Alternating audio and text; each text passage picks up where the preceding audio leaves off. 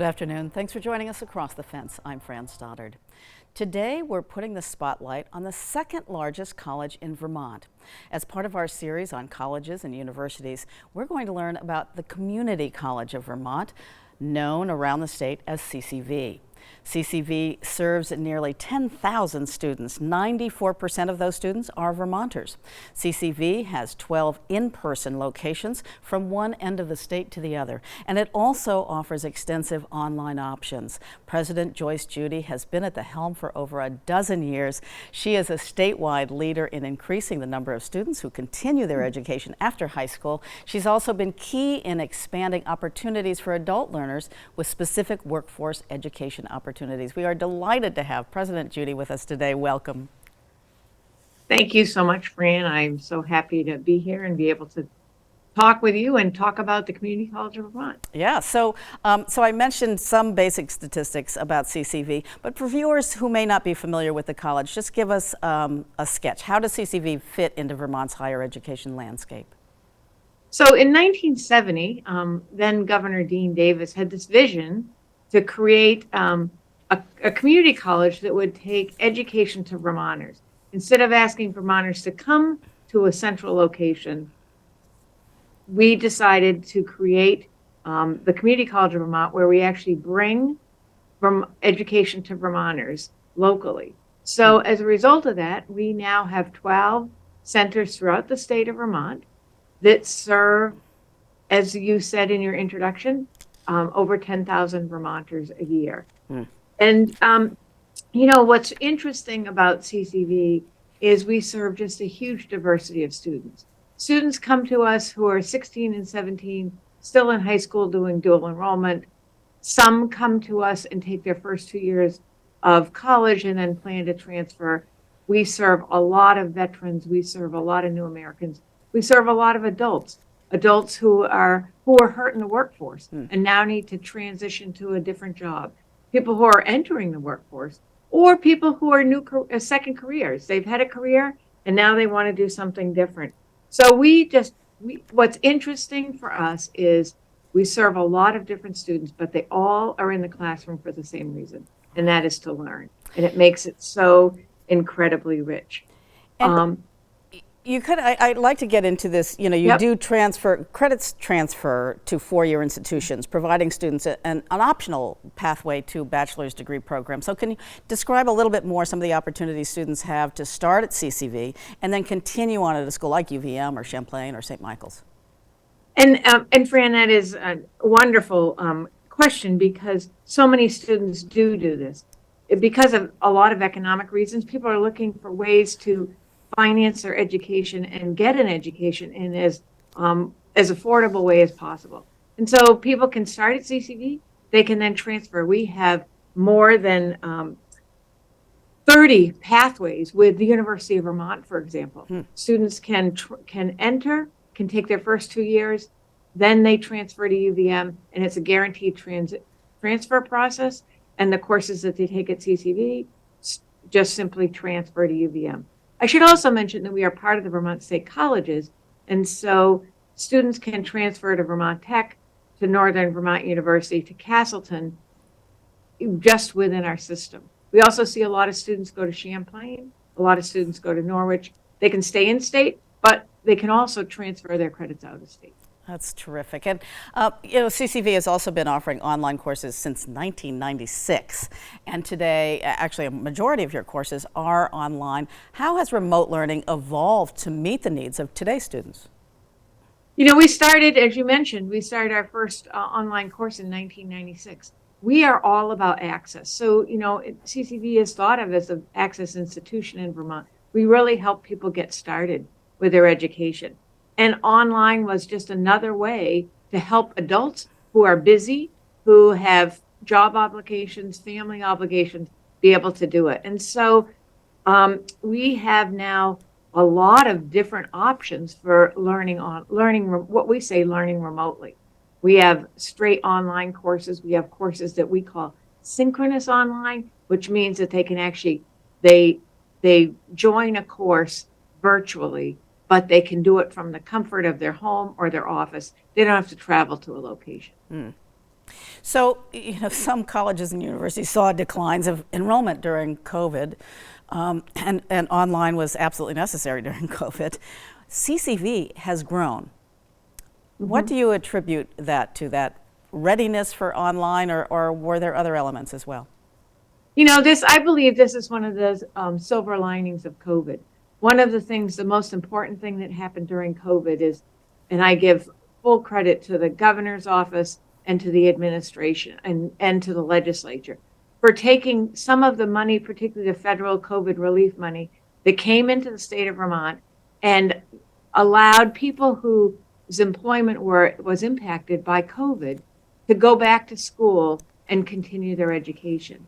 And so we saw thousands of Vermonters who took advantage of that opportunity to be able to take classes during COVID and be prepared for what was coming after COVID. And so it just was a huge opportunity. And so I believe that in Vermont, during COVID was one of the first times that we got really serious about affordability in higher education. And we found that when you remove the barrier of cost, so many more Vermonters want to continue their education. Well, that is huge. And what was also huge is this whole role in workforce development. So talk to us a little bit about how you collaborate with Vermont businesses to help them train and hire employees that they might need.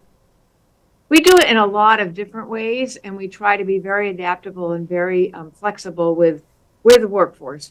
For example, we have been working directly with a number of businesses, and many of them are saying, look, we need short-term credentials. Once we get a person in our door, we can then help them go back and get their degree.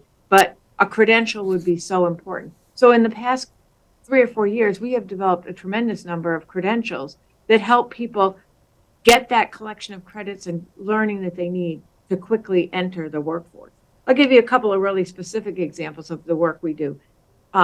We have done a lot of work with Central Vermont Hospital, and that's a collaboration between the hospital, CCV, and Vermont Technical College, where students can start there. They're employees of the hospital, and they can take courses at CCV, and then they finish their nursing program at Vermont Tech. And so they can go from being an administrative assistant, a technician, to all of a sudden 2 years later being an RN on the floor. It's huge.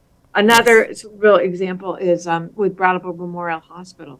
They have done a very similar thing with medical assistants and helping people go from working part-time jobs with no benefits to completing a program in 4 months and having a full-time job at Brattleboro Memorial Hospital with benefits and a healthcare career. Because they've got the knowledge that the hospital wants them to have and that That's they need. exactly right.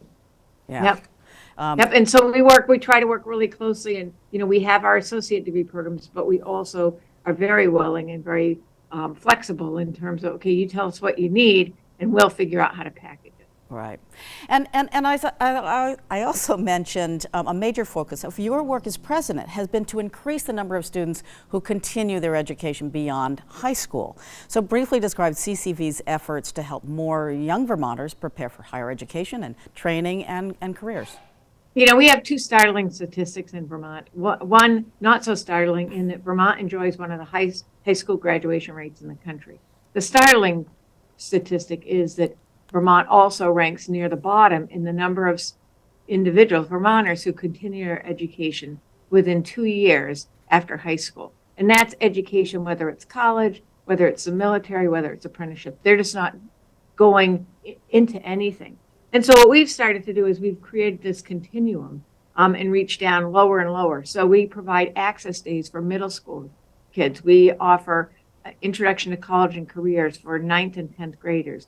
We offer dual enrollment. We offer early college. These are all in conjunction both with Act 77 funding that was passed by the legislature.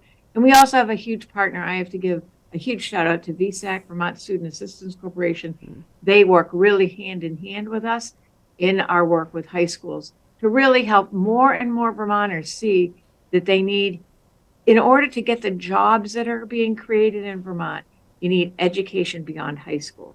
And it's not always a college degree, but it could be a certificate. It's some kind of credential. Right. And that is what we're hearing so much from Vermont, from businesses. And training, that's terrific. And CCV also has strong relationships with the philanthropic community because, as you mentioned, affordability is huge when it comes to education. Talk about your work with the philanthropic community.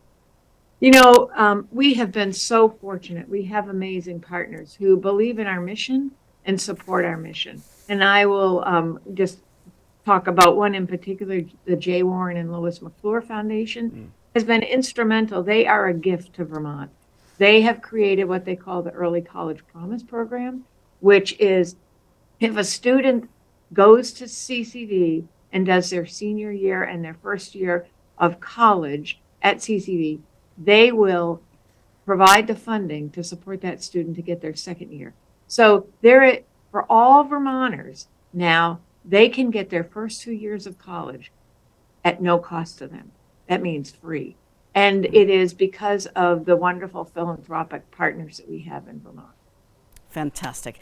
And as quickly we're closing near the end of our time together after presiding over CCV for nearly 14 years, what are your goals for the coming decade?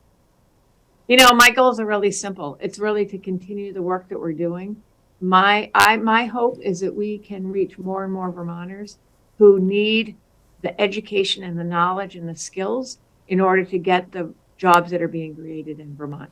I want those good jobs to be held by Vermonters, and we need to do everything we can to help every Vermonter operating to their full potential. So it's really just continuing to deepen and create more and more partnerships with Vermonters, Vermont businesses, the philanthropic community. Our work is all about relationships. To find out more about the Community College of Vermont, you can go to their website, www.ccv.edu, ccv.edu.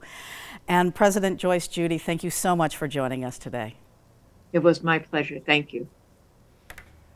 And thank you for joining us across the fence. I'm Fran Stoddard. Stay well.